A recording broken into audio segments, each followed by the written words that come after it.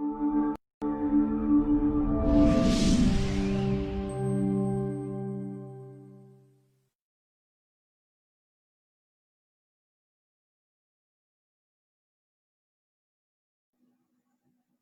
you and welcome to the City Club of Central Oregon.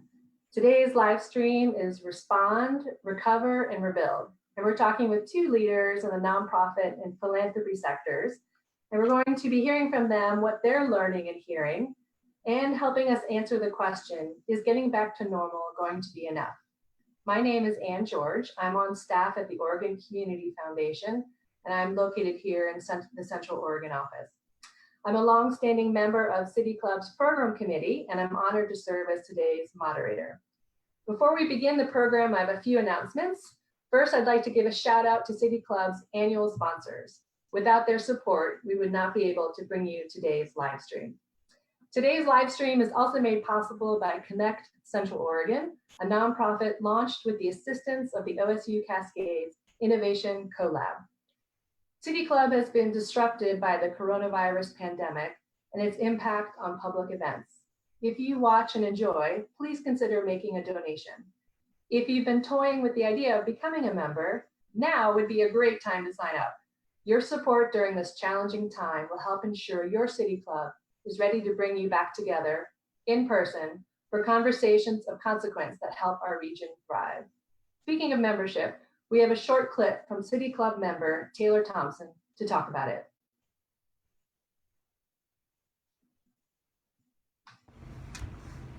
Hi, my name's Taylor Thompson and I'm on the City Club membership committee, and I also work for a bank, and ironically, I get to wear a mask now to work. I never thought we'd be able to wear a mask at a bank. How cool is that? In this time of social distancing, we believe staying engaged with you is extremely important. And we're so happy that we can do that through our online forums, and we can't wait until we can again do this in person when it's safe to do so. And one of the ways that you can help engage with us is to become a member, or maybe you're already a member. And so now more than ever, your support through membership is vital to keeping us strong and being able to provide these services into the future. And one of the ways that you can do that is to go to City Club at cityclubco.org and check out the membership link right at the top and take advantage of automatic renewal, because there are some great advantages there and there's a lot of information. So I encourage you to check out that link. Thanks again for joining us today. I hope you have a wonderful time, and I can't wait to see you soon. Welcome back. Today we want to talk about the nonprofit community and philanthropy and what these sectors are learning as we look to respond, recover, and rebuild in the face of both the health and accompanying economic crisis from the global pandemic. In addition, the events across our country in the last week, as well as over the last many centuries, both challenge these sectors and motivate them. Systems are being challenged, and more just and inclusive paths forward are being forged. The idea of returning to normal seems to be perhaps an antiquated concept or unjust. While we are all impacted, the pandemic affects most greatly those who struggle the most in our communities. And as the pandemic continues, nonprofits and philanthropy and others will be there, as they have, and in new ways. We'll hear today from two folks who lead organizations working in this space, as we ask them to help us all answer the question, is getting back to normal going to be enough? Max Williams' career has been fueled by a passion to make a difference in the state he loves and calls home. As a lawyer, legislator, leader of the Oregon Department of Corrections, and proud Ben High grad, and for the last almost 8 years, the CEO and president of Oregon Community Foundation, Max has proven himself a tireless change agent for Oregon. His open and engaging leadership style across public and private sectors encourages participation in a vision to improve lives for all Oregonians. Since assuming his role as OCF president and CEO, Max has helped generous, civically minded individuals, families, and businesses transform their philanthropy into sustained, community-driven impact. And I have it on good authority, Max's favorite snack food is Trader Joe's chocolate-covered peanut butter pretzels. Our other speaker today, Katie Condit, is the Executive Director of Better Together, a regional cross-sector partnership in Central Oregon, working collectively to improve education outcomes for youth from cradle to career. Better Together brings over 400 stakeholders together to build stronger, aligned systems to eliminate disparities for students. Prior to her current role, Katie was a research fellow at the Center for Research on Educational Opportunity at University of Notre Dame. She was a program director with Heart of Oregon and even an English instructor in Prague, Czech Republic.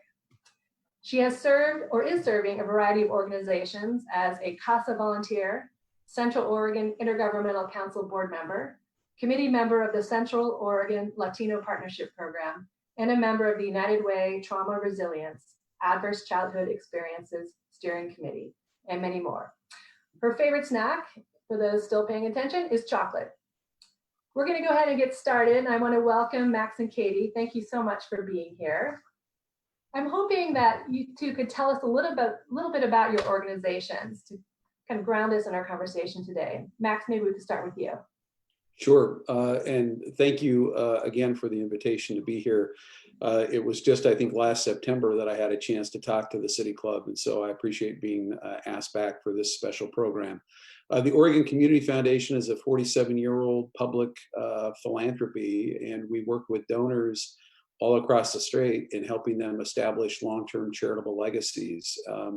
And we've been doing that, as I said, for 47 years. We've got offices around the state, including one in Bend, serving Central and Eastern Oregon with great staff in that community and serving those communities. And what we really try to do is use the power of philanthropy to improve the lives of all Oregonians. And we do that through grant making and through convening and through advocacy and other strategies. So that's just a little bit about OCF, but we're grateful to be here. And I just want to say I'm grateful to be on the program with Katie. I'm not exactly sure how many people in Central Oregon really know how lucky you are to have an organization like Better Together that operates in such a networking and convening hub for so many organizations doing important work in your community. So it's an honor to be on the program with her. Thank you, Max. Katie. Thank you, Max, and thank you everyone for the invitation. It is an honor to be here and to speak alongside of OCF on this really critical topic that continues to come up in our community. For those of you who are not familiar, Better Together is a regional, so Crook, Deschutes, Jefferson County, and the Confederated Tribes of Warm Springs collective movement. We're working across sectors, across communities to eliminate gaps in outcomes for young people from cradle to career.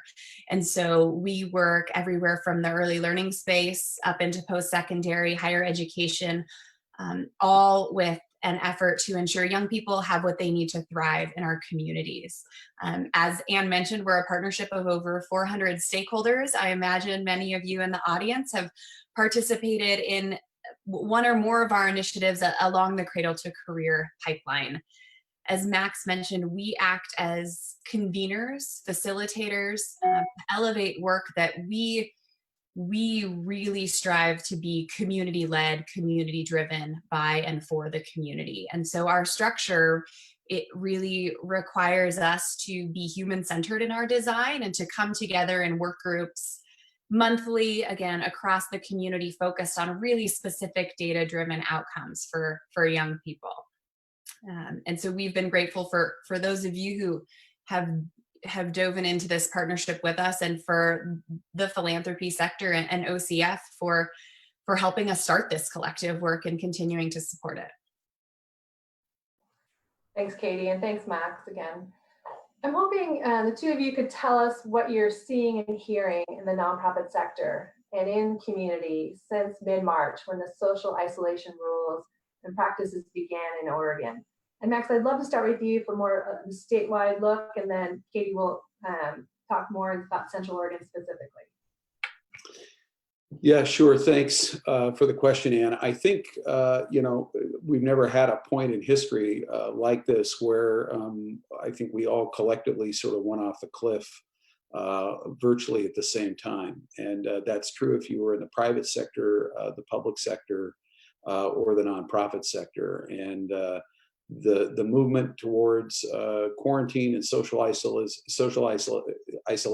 and the rules that went into effect just had an immediate impact on virtually every nonprofit that we're working with or that we've been in touch with.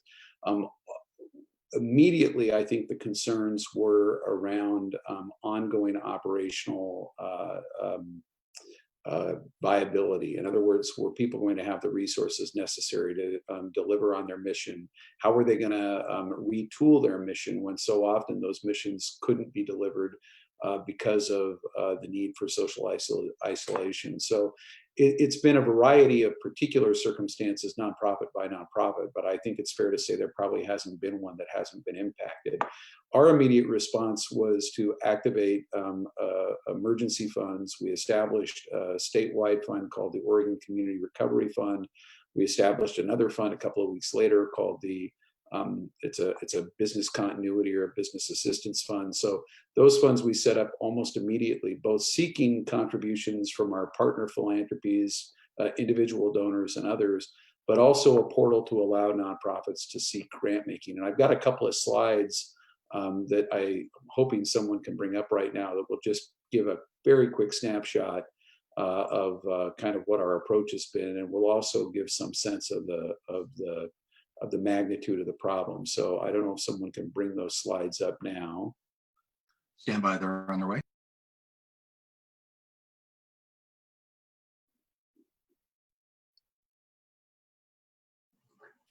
And Scott, I'm not sure if you're bringing them up. I'm not sure we can see them, so you can give us that clue. Yeah, stand by, loading them in as we speak. They just came in.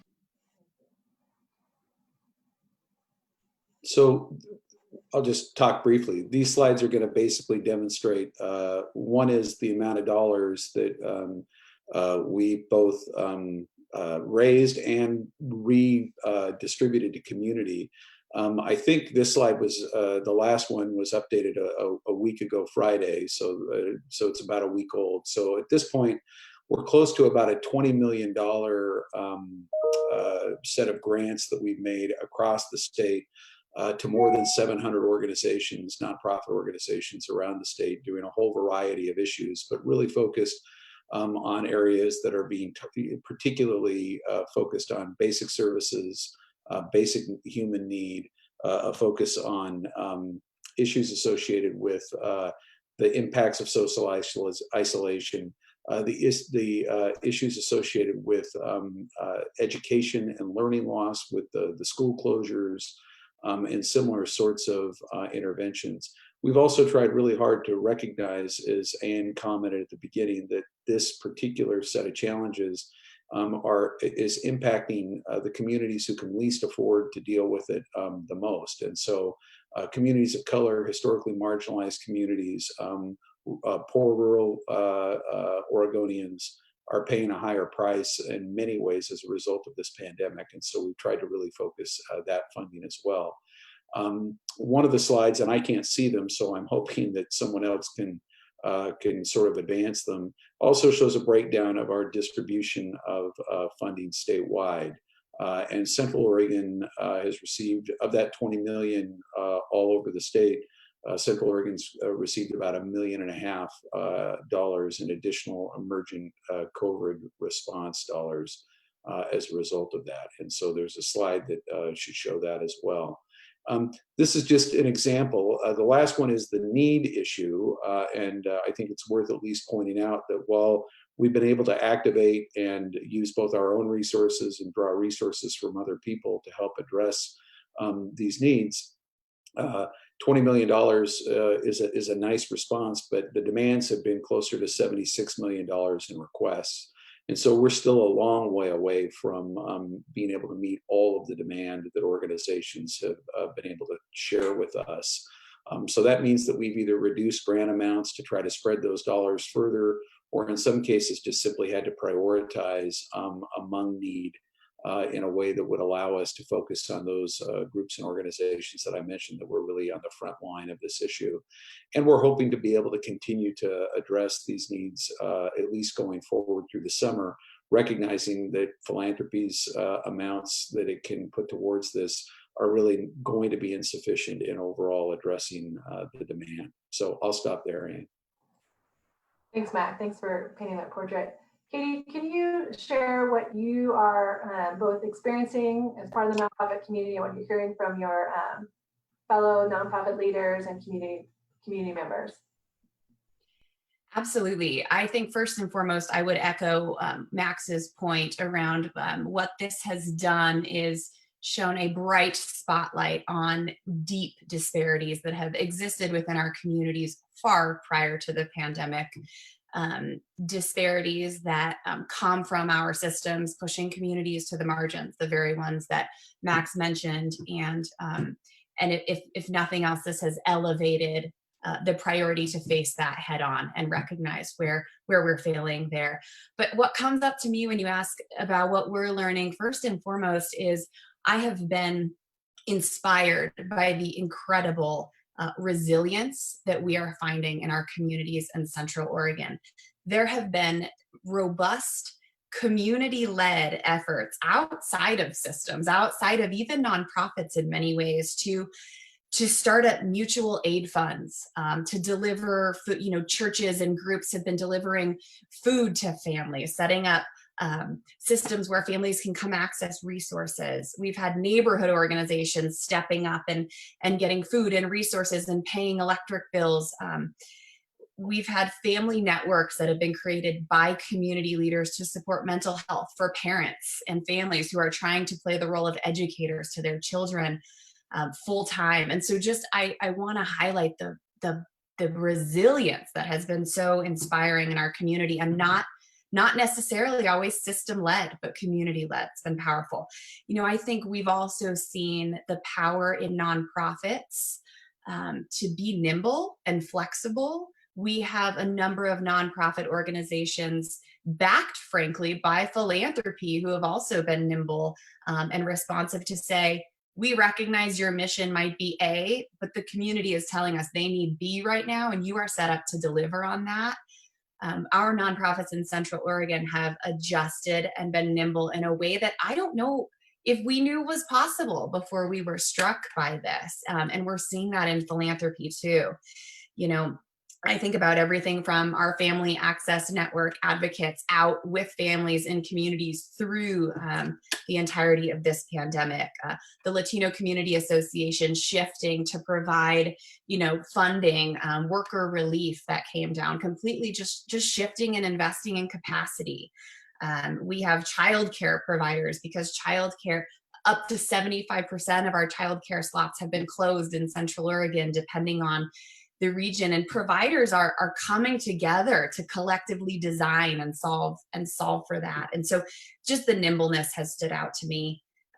But we would also be remiss if we didn't note and center the gaps in systems that this pandemic has also illuminated. And a very clear example that we've heard from partners and families is the gap in access to information. Our systems were not set up, for example, to translate timely information for our Spanish-speaking communities. And so there was a massive delay in who was learning what and when about safety protocols and how to engage in the community and where resources are available. And so we have been advocating along with and amplifying communities who have been advocating for years to really be investing in robust systems of translation and communication to ensure we're all receiving timely and critical information.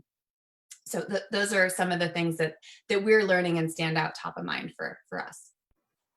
That's great. Thanks, Katie. And thanks for all your work and for all the organizations and more that you mentioned. In terms of, I want to continue on that discussion around where we're seeing disparities in communities, both on the resilience side and on the challenging side. And I'm wondering, Max, you may want to comment on this too, is where are those, Katie, you mentioned the childcare and access to information. And so, Max, where are some other spots where some of those disparities exist that you're focusing on, what we're focusing at OCF?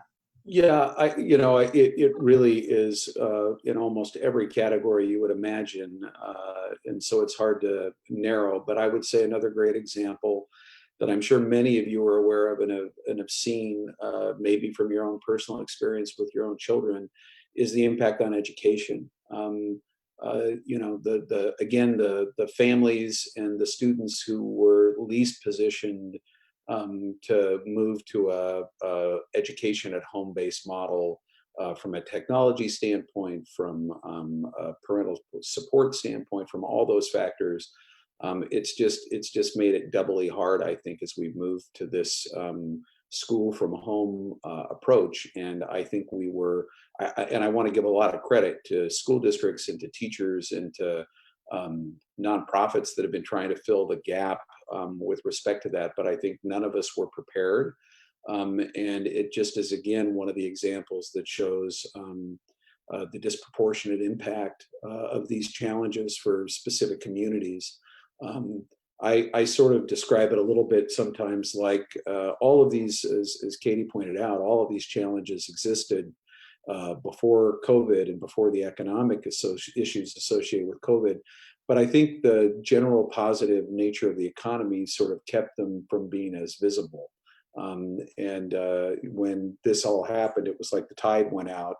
And now all the rocks of this inequality were really obvious and made more obvious. And one of my hopes is that this will allow us to come together in a more unified way about redesigning some systems that will affect some of these issues going forward. I think it would be a real tragedy to go back to normal when we are now getting an opportunity to see these disparities more clearly, and how to address them. And issues around early child care, the early childhood education, all of these things, the access to good parenting education, things that we've been working on a lot at the foundation, have just been all made more difficult, and the disparity made all the more apparent by the changes that have had to be made. I also want to say, and when I was there in September, I talked a lot about the foundation's focus on trying to narrow this opportunity gap for children and families in Oregon. And we've sort of taken to referring to it now. It was an opportunity gap. I think in the face of COVID, it's become almost an opportunity chasm. And so it is a call, I think, for philanthropy, for nonprofit leaders, for certainly leaders of government institutions who develop and implement these programs, to start looking differently about what we might do when we can start moving back to something that appears to be normal and not fall into all those same traps. Great, thanks, Max. I'm curious for both of you if we could share a little bit about, I imagine for both of you, it's a time of self-reflection. I know in our organization, Katie, I know it better together. But I'm curious if you could talk a little bit about what's been happening in the long term for years in terms of addressing or bringing voices and decision makers to the table in your own organizations. I'm curious if you could talk a little bit about what's been happening at your own organizations as you bring in different perspectives and amplify voices across the state. Katie, can we start with you? Sure. So Better Together, when it was founded in 2011, 2012, was really had this strong focus on kind of cross-sector alignment and cross-sector partnerships. And we have built some incredible momentum and power in that space, bringing voices together from school districts, higher education, nonprofit, government entities, private industry, and business. But over the last couple of years, it's become incredibly clear that is powerful and not enough. I think what we have learned in our work and what this pandemic has only illuminated more is that our systems, and I talk across systems, are really great at designing for themselves. So we have a tendency towards system-centered design. And what we are learning and growing in for Better Together in our collective work is really making a shift towards human-centered design. And to do that, we need to be centering and amplifying and investing in the voices from community members with lived experience with the problems we're trying to solve for. For us, that looks like families and parents of children who are from populations who our systems have pushed to the margins in a number of different ways. And so while we continue to convene leaders from across sectors and stakeholders to solve problems in alignment, we are also investing in and resourcing the convening of community members at large, of families, of parents, even of young people. And when I say investing in, I mean we are training and funding community members to facilitate these spaces. One of the things we've heard loud and clear from communities of color is just the power of affinity space and being able to meet and convene and design in space where shared identity is true. And so we have funded community members to organize and convene families in affinity space. And that is what actually helped inform, in partnership with our school districts in the fall, some of the SSA planning was that family voice.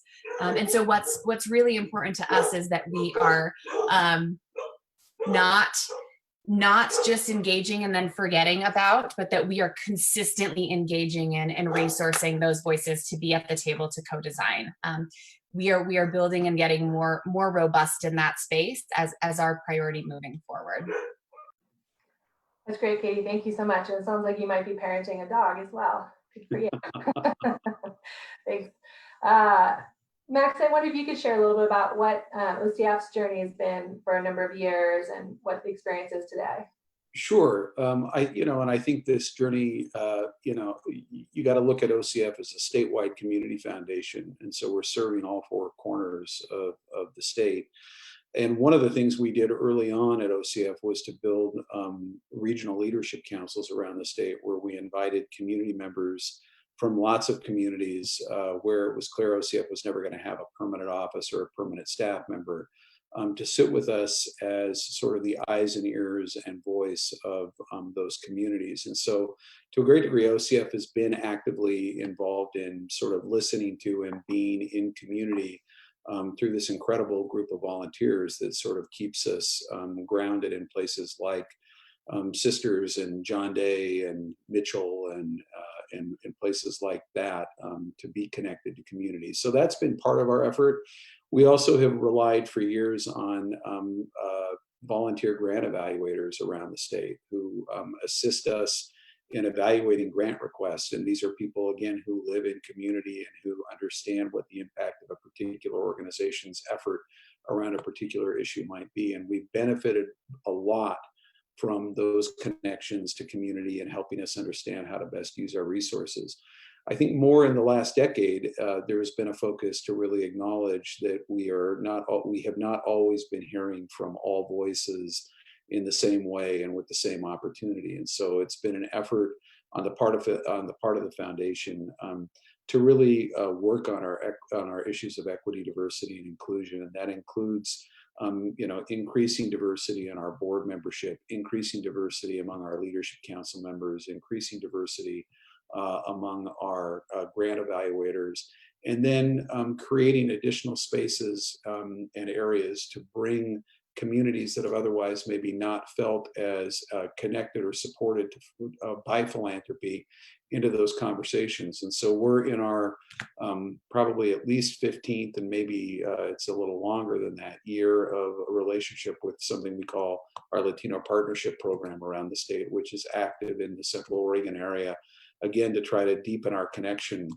with Latino communities around Oregon and to bring them into conversation about community needs and about philanthropic responses.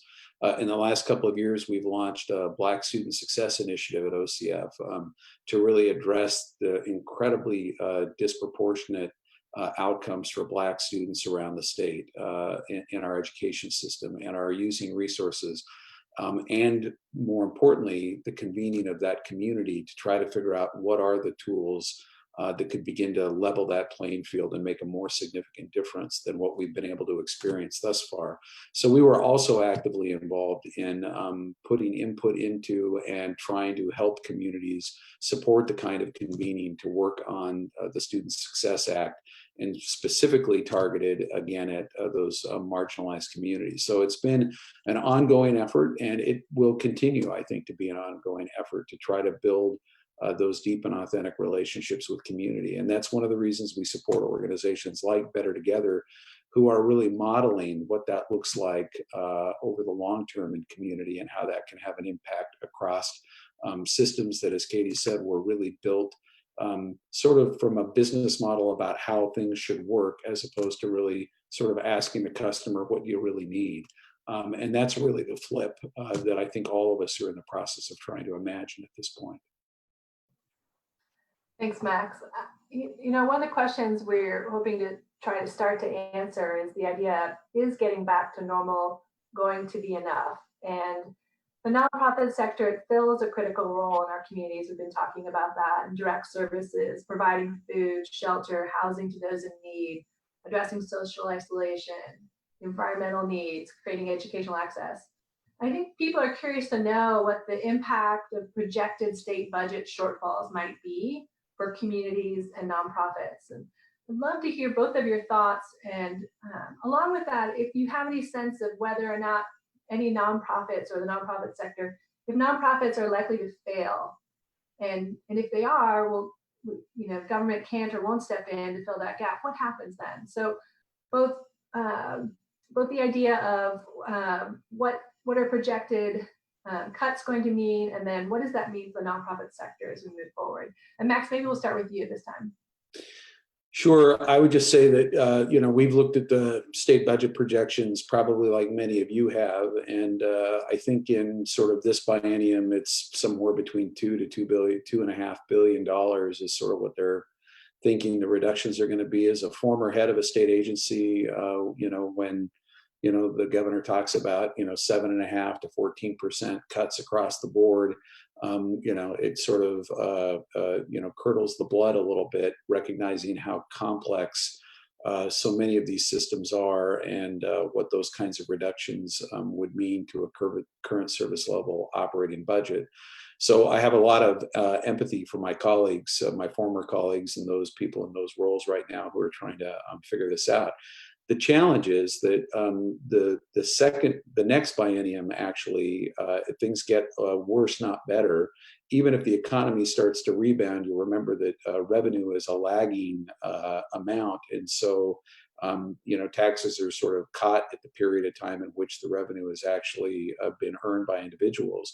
So we're looking at probably somewhere in the neighborhood of more of a $4+ billion shortfall in the following biennium. And, I don't know what, I assume there will be some additional federal resources made available and augmenting the ones that have already been provided. But I think, we've got some really heavy sledding ahead from a state budget standpoint, and some really difficult decisions that are going to have to be made in education, in higher education, and in the delivery of sort of basic services that we expect government to provide.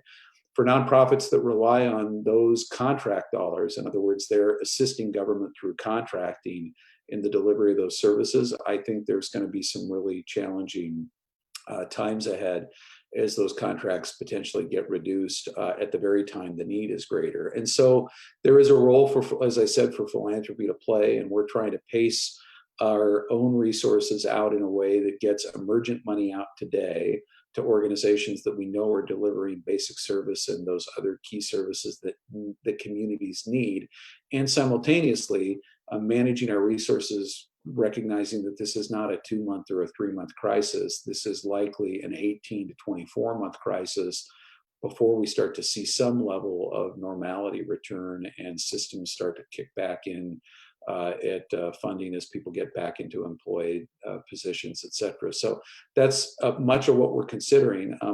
Your question about will there be nonprofits that fail? I think in the end, there will likely be nonprofits that fail, or if not fail, we'll have to dramatically reinvent the way they're delivering services, or what they were relying on, or who they're potentially partnering with. And I think to Katie's point, there's all this emergent work going on by people who aren't maybe doing it through a standard 501c3 or retooling what they used to do to meet the more immediate need.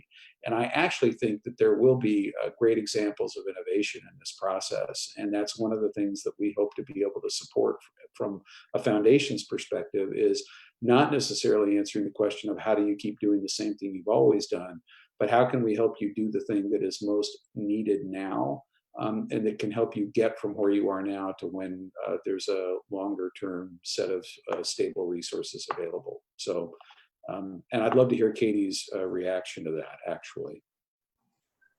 Absolutely. Thank you for that, Max. That was a great tee up for what was coming up for me.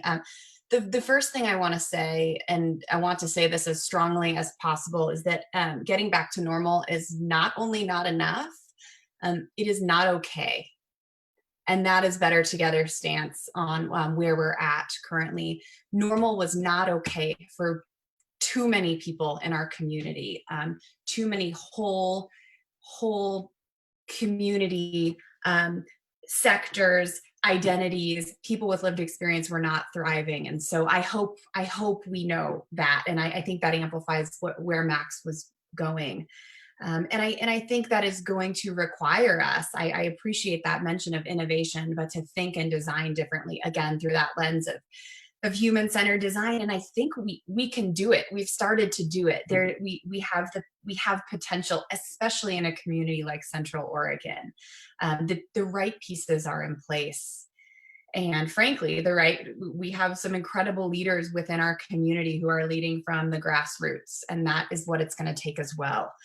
Something that Max mentioned that I want to dig into a little bit is this idea of nonprofits operating traditionally as nonprofits. What we hear from a number of community leaders is that there's a real barrier oftentimes to doing incredible work and funding incredible work that doesn't necessarily have a 501c3 nonprofit status. And so there are a number of examples in Central Oregon of community members who have seen a need, are working to address a need, but have that barrier to resource because they haven't become a 501c3, don't necessarily have that legal status that allows them to access so much of what philanthropy is set up to give. And so I apologize for the dog. And so, one of the things that we are really excited about in our region is figuring out how to innovate and support some of that work without requiring dozens of movements to go get a 501c3 status. A really great example is there's a group of community members invested in restorative justice and equity in Central Oregon, who are doing a ton of work in partnership with school districts, and who, frankly, Oregon Community Foundation have funded, and they didn't have to go set up a 501c3. Their work was aligned with Better Together's work, and so we're able to kind of play that bureaucratic legal role, and they're able to go be in the community and thrive and do their work. And so I think we'll start to see some more innovative partnerships like that don't require as much hoop jumping to meet the community where they're at with what they need. And part of that has been amplified, and the need for that has been amplified through this pandemic that has said, we don't have 5 months to plan or to get 501c3 status. We got to move. And I want to credit Philanthropy for recognizing that and coming to the aid of and in support of many of those movements in innovative ways. Ideally, we could dismantle the dominant culture systems that create these barriers. But in the meantime, I think there's some really innovative partnership work between nonprofits and philanthropy to support community-led vision. And if I could just jump in and add a similar comment, sort of going the other direction towards the issues involving government. I mean, we just saw, for example, in the last legislative session, the pass of the student, the SSA, the effort to sort of reframe at a very moment, investing a couple of billion new dollars into the education system in some very targeted ways that were to get at some of this disparity in these underlying issues. And then we have this moment where that money sort of evaporates from a funding standpoint. And I think there is a natural tendency on the part of sort of all of the traditional players to want to snap everything back to the way it was before and to say, we don't have enough money to do all those things. So we're just going to go back to the way that we've always done it. We're going to pour the money into the top of the funnel the way we've always poured it into the top of the funnel and assume somehow that it's still going to get out to where it needs to get to make that difference. And, years and years and years of evidence would suggest that that isn't the model that's working, that we're not making that difference. And so it's going to take, I think, community voice and real leadership at the government level, elected school board members and superintendents and legislators to really sort of say, no, we can't do that. We can't just snap everything back to the way it was. We've got to figure out a way. It may not be as much money. The systems may need to be changed, but it would just be a real tragedy to go back to the way it was simply because of a budget shortfall. And I'm really hopeful. I don't have all the answers, obviously, but I'm really hopeful that some of those key elements are sort of flagged in the ground and that people rally around them to ensure that it just doesn't go back to business as usual. I appreciate that, Max. And one of my hopes would be, we saw prior to the pandemic in the fall, and I can speak to our education systems, we saw a foundation being built when these SSA funds out and conversations happening from within our education systems, but also through some community advocacy to say, let's not take all of this money and just invest in doing more of the same. Like, what does redesign look like through a parent lens, through a student lens? And so some of that foundational conversation was there. There's certainly a lot of work to do, but my hope and what I'm seeing in those conversations today is a recognition of exactly what you said, not sort of snapping back and going into scarcity mindset, because that is, and our nonprofits are there too right now, just this traumatic scarcity mindset that makes us very fearful for whether our work will be there in the coming months. And I see our education systems pushing back against that scarcity mindset to stay at the level of visioning that existed when we thought all of this money was coming down the pike. And so I'm optimistic, especially again in Central Oregon, because we have loud and strong community voice coming alongside of those systems leaders to advocate. So I appreciate that snapback visual. So thank you both. I'm curious, so you've both talked a little bit about the need for systems change, innovation, flexibility, not snapping back. How can the nonprofit sector be better situated, both in the coming months, coming years, or for the next crisis? How do we strengthen nonprofits now? Max, do you want to start with that? Yeah, I'm sure. I mean, and there are a lot of different ideas probably out there, and it's going to maybe sound a little repetitive. I do think that now is a time for probably everybody, and I know my friends in the private sector and the donors that I'm talking with, that we work with, who themselves are running their own businesses or their organizations, are looking for how to take advantage, at least, of this opportunity to reconsider how they do their work. And I think nonprofits, particularly who rely on fundraising, are particularly challenged at this time, given that people have less resources available to contribute, and often the mechanisms by which fundraising is done has been completely disrupted. So it's going to require everyone, I think, to look at innovation. And I hope that there are people who are looking, just like you would in business, at opportunities where potentially partnering, collaborating, and consolidating might be in the benefit of the community and the organizations and the missions that they're trying to serve. So that's one area where I think that can happen. Secondly, I think a lot of nonprofits, for all the right reasons, were caught short from sort of strong financial management tools.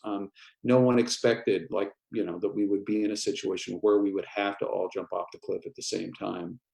And different organizations, I think, were prepared to a different degree. But this general standard that is out there for nonprofits, the sort of best practice recommendation is that you have a minimum of 3 to 6 months of operating revenue in reserve. I think in our efforts often to do the best we can for community, we sort of don't put money aside for reserve because we want to reach that last group of people or an additional group of people in need. And I think it's going to cause the nonprofit leaders generally to take a step back and say, but if doing so puts our ability to deliver service to everybody at risk, we may need to think about a little bit more conservative financial management and building up those reserves and having some way to sort of manage through that first 2 or 3 months of a really significant crisis. And I think there's a lot of tools that philanthropy can assist in the nonprofit world, thinking about what those financial tools ought to look like and how to strengthen the financial viability of nonprofit organizations. And it's an area that we sometimes fund in as a foundation, and I think it's an area we'll continue to fund in as we see this longer term impact across the sector. Thanks, Max. Yeah, that crux is a difficult one. The idea of creating a reserve for the nonprofit, but having the desire to serve so many, that so often that need can't be met. Katie, do you have any thoughts on that? What could strengthen or better situate nonprofits moving forward in terms of maybe, as Max alluded to, their financial situation or other attributes?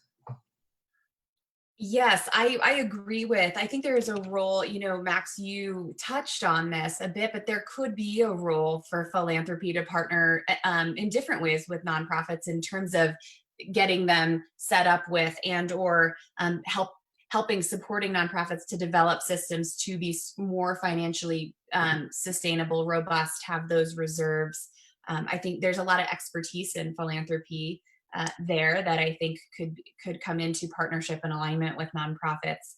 The other thing that comes up for me is, and we have seen this happening over the last, not necessarily spurred by the pandemic, but certainly amplified by it, this investment in unrestricted and or administrative cost funding by philanthropy is something that nonprofits have been asking for decades. This sort of, we tend to fund these very project specific, how many kids, how many outcomes, and it makes it really difficult for nonprofit leaders to think about the bottom line backbone, if you will, or administrative funding and unrestricted funding. And so we're seeing this shift in philanthropy saying, nonprofits, we trust you. Tell us your mission, tell us your work, and we're going to fund that body of work and not tell you specifically exactly what that needs to look like. And so there's been some real trust built there that I hope we can continue to capitalize on, that I believe will help nonprofits thrive kind of more stably over the longer term. Thanks, Katie. Well said. I'm curious as we start to wrap things up, and I want to appreciate and thank both of you for your thoughtfulness and for your work. I'm curious if you could think about or answer the question, what would you like to see in the world when we come out of this health and economic crisis? You talked a little bit about that. And then maybe if you would, some of your, from each of your personal vantage points, what have been some of your personal learnings from this time? Katie, can I put you on the spot first? Sure. When you ask that question, the first thing that comes to mind is that the dozens of spaces that I get the privilege to sit in to design systems for our community, whether those are spaces focused on health or nonprofit service delivery, economic development, workforce development. I get to sit in so many of those spaces. And I know there are many on this call who will likely agree that I sit in those spaces with the same people most of the time, designing these systems across our region. I would love to see not only different people in those spaces with different lived experiences, and sometimes that might mean I'm not in those spaces, and that's okay. I would love to see a broader diversity of lived experiences co-designing those systems. And I would also love and dream to see those spaces happening in different places where community members are welcome, are spending their time. So designing in different physical spaces for what our work looks like moving forward. And again, that's across sectors, government, nonprofit, education. And I think there are some really cool examples of that already happening in our community. So that's what I would love to see.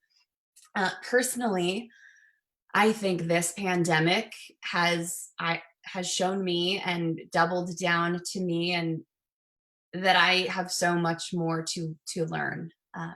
I come into many spaces with a lot of privilege, and I will never know as much as I can about what the different experiences are for our community members who are not being served well by our systems. And I continue to have a lot to learn, and I will only learn by being in space with and connecting with those community members. And so there is never enough time that I can be investing in that, and we will continue to do so through Better Together, and I will personally. Thanks, Katie. Max, we'd love to hear more from you. Yeah, and I just want to sort of echo Katie's comments.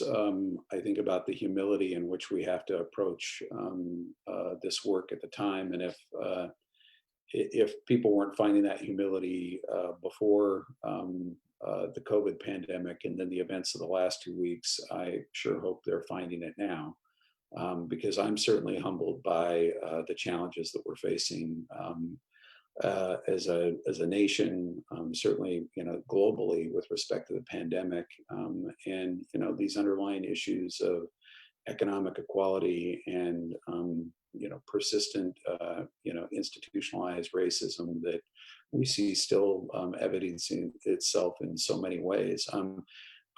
Early into the pandemic in early April, a leader that I really admire made a quote that I've thought a lot about, because it sort of encapsulated the way I was feeling in that moment. Talking about the pandemic, he said with, I think, hopefulness, when we conquered it, and we will, may we be equally committed to freeing the world from the virus of hunger and freeing neighborhoods and nations from the virus of poverty. I sort of, love, we're seeing, whole systems currently disrupted to try to figure out how to develop, strategies to address this global pandemic. And I hope that we can take that momentum and say, what are the other viruses that are really eating at the underlying pieces of our system and our society? And certainly, freeing the world from hunger and poverty and racism are those viruses that are just absolutely, destroying the foundations of who we are as a nation. And I hope we're equally committed to leaning into that work when this is over. And again, I know I don't have all the answers, and the answers are going to have to come collectively from community. But it's also going to have to be leaders like Katie and others in the community who are willing to stand up and say, the new normal can't be what the old normal looked like. And I hope we can all, in our own way, step forward with that message as we move forward. Thank you both. I appreciate it. We just got a couple quick questions came in, and so recognizing we just have about 3 minutes, I'll ask them both together, and you can either answer both or one. But someone has asked, are representatives, and I think you talked about this a little bit, but are representatives from the marginalized communities involved in these conversations and initiatives? And then another question, have there ever been matching grants to kickstart or add to a reserve fund? So slightly different questions there, but do either of you want to kick us off on answering one or both of those? I'm happy to start, and my very short answer to the first question is yes, and not enough. Yes, and I think there's always more, and I'll speak for Better Together. And yes, we connect with and resource, frankly, the convening of dozens of community members who are leading from the grassroots, who are communities who are geographically isolated, communities of color, communities in poverty. And so that is work we are continuing to build upon. We're not doing it perfectly, but we're doing it a lot better than we were 3 years ago. And that is thanks to, frankly, the guidance and that we have had from those communities in terms of how to do that well, and how to support that and amplify when we need to, and also just get out of the way when we need to, and to resource it when we need to with actual dollars. And we're doing a lot of that, resourcing that engagement now. And I'll stop there and let Max answer that. Yeah, and I would say the same thing. We are, in fact, the meeting I was in just before I came to this meeting was a meeting doing just that with particular marginalized communities and conversation about how to better respond. So we are attempting, and I'll just say, and it is a yes, and we can continue to get better as we build that trust and build those relationships deeper. I'm not aware of a reserve matching grant concept. It is possible. I know that some foundations actually look deeply at reserves as part of the process as they're making multi-year grants to organizations. And I appreciate the comment. I think it's an interesting thing to think about, to see if we could build momentum for helping organizations think about how they structure their reserves going forward. So thanks for the question. So I want to thank both of you for your time and energy today and for the work you do. And on behalf of, I'd like to appreciate all of the nonprofit community across Central Oregon and across the state of Oregon for all the incredible work all of you are doing to help one another in our communities as we move forward. I want to share that our next live stream for City Club is Journalism in Crisis, the impact of COVID-19 on the American media. How do we as citizens and news consumers navigate the complexities of our current media landscape? And what has the coronavirus meant for journalists, media companies, and where we get our news and information from? Our expert panel will make sense of the present and look ahead to the future. The moderator coming up will be Damian Radcliffe, Professor of Practice, Carolyn S. Chambers, Professor in Journalism at the School of Journalism at the University of Oregon. Panelists will be Claire Wardle, Executive Director of First Draft, a nonprofit dedicated to educating journalists about reporting in the age of information disorder, and Ivan Oransky, Vice President of Editorial at Medscape. Please watch on Thursday, June 18th at noon on our Facebook page or YouTube channel. And remember, if you enjoyed today's forum and would like to help cover our costs, please consider becoming a member or sponsor or making a donation to City Club at cityclubco.org. I want to thank you for watching. I want to thank Katie and Max again. Thank you so much. And please continue to cultivate conversation about issues that connect us all to build a strong community. Thank you so much. Thank you.